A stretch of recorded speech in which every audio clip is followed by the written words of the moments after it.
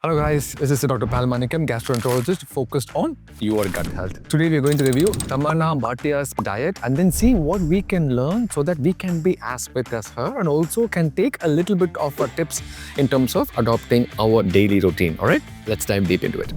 Breakfast is like a smoothie bowl which I kind of create, which has gluten-free granola, dates in it. Smoothie bowl. Okay, so she's talking about gluten-free granola. So there is this hype about gluten-free these days. Everything is gluten-free. But I wanted to emphasize the fact that real gluten-free diet is only for patients called celiac disease, where they are truly allergic to gluten. It's an autoimmune disease where the body itself will not be able to digest gluten completely. Okay, so that is called celiac disease. But in general, for common population, what she is talking about is most likely it's called gluten sensitivity, where you are sensitive to gluten, which means you're eating food rich in gluten, you will have abdominal bloating, discomfort. That is not equivalent to celiac disease. That is a part of irritable bowel syndrome, where your stomach lining and the gut lining is very sensitive to gluten.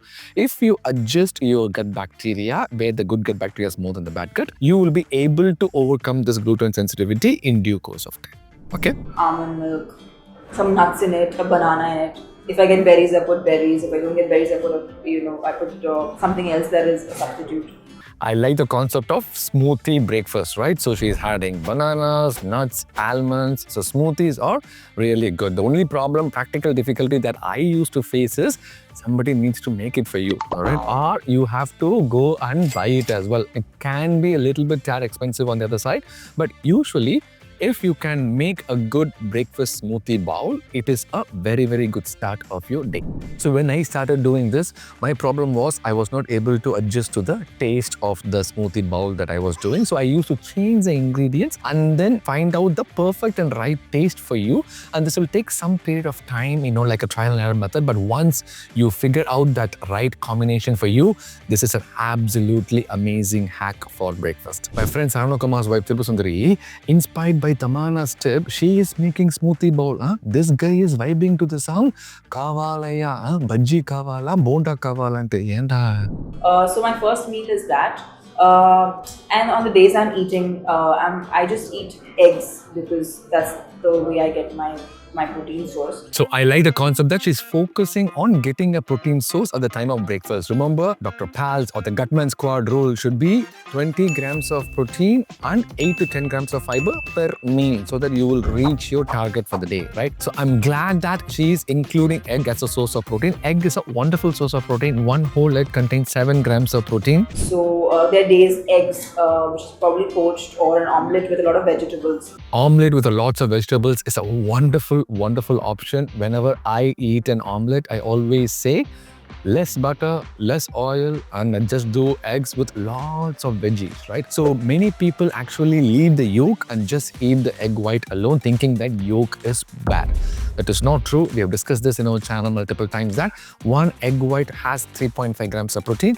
One yolk also has around 2.5 to 3 grams of protein. But the yolk has a wonderful micronutrient balance, so you actually need it. The myth about egg yolk was the excess number of dietary cholesterol. But if you have like 1 or 2 egg yolks per day, it is not going to disturb your overall cholesterol metabolism altogether. But if you are in a calorie maintenance diet where you want to cut down on the calories, it is better to have egg whites alone and then maybe not having egg yolk, because the egg yolk is the one that adds calories to your diet. One egg contains 70 calories, but one egg white will have only 15 to 17 calories. So if you are in a low calorie diet, eat egg whites similar to the dominant presence of Tamannah in Bahubali 1 and leave aside egg yolk similar to how they left her alone in Bahubali 2.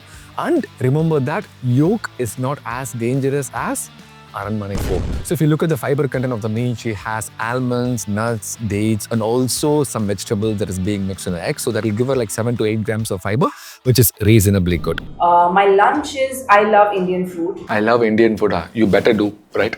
So I eat dal, chawal, sabzi, which is what I love the most, and that I find that the most satiating. So roti, dal and sabji is a good combo, but you need to understand that 1 cup of dal will not give you the adequate source of protein or will the adequate source of fiber. It usually gives like 3 to 4 grams of fiber and almost the same grams of protein, right?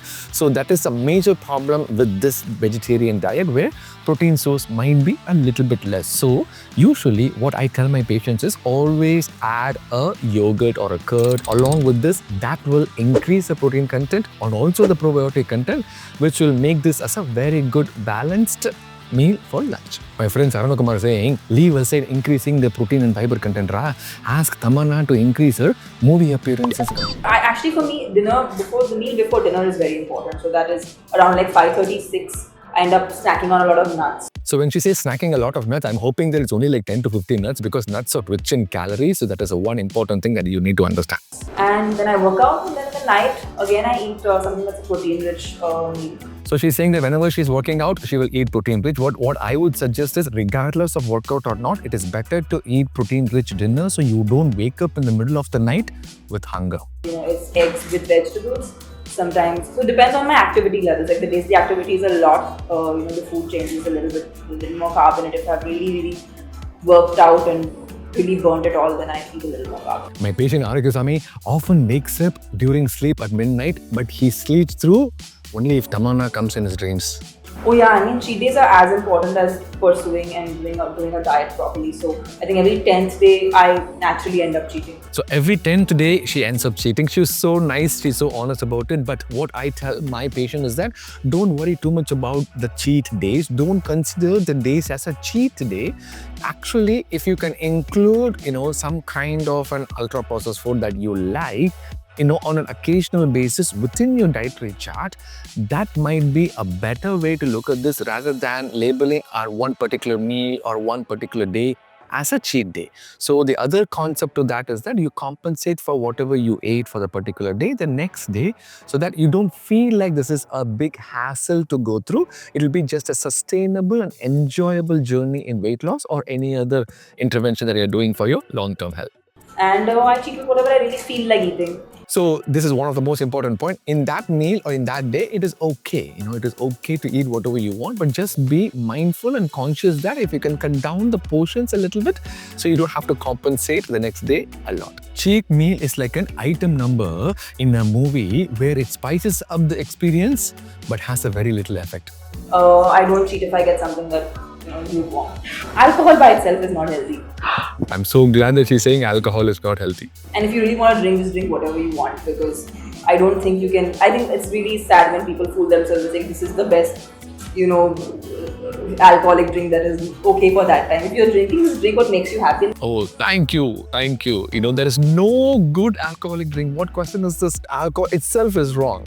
Within alcohol, there is nothing good about it. Okay. So if you want to drink, that is your decision. Absolutely okay. But just remember that your gut bacteria absolutely hates it. I think water is the most underrated. Although it's not food, but it's pretty much what your skin.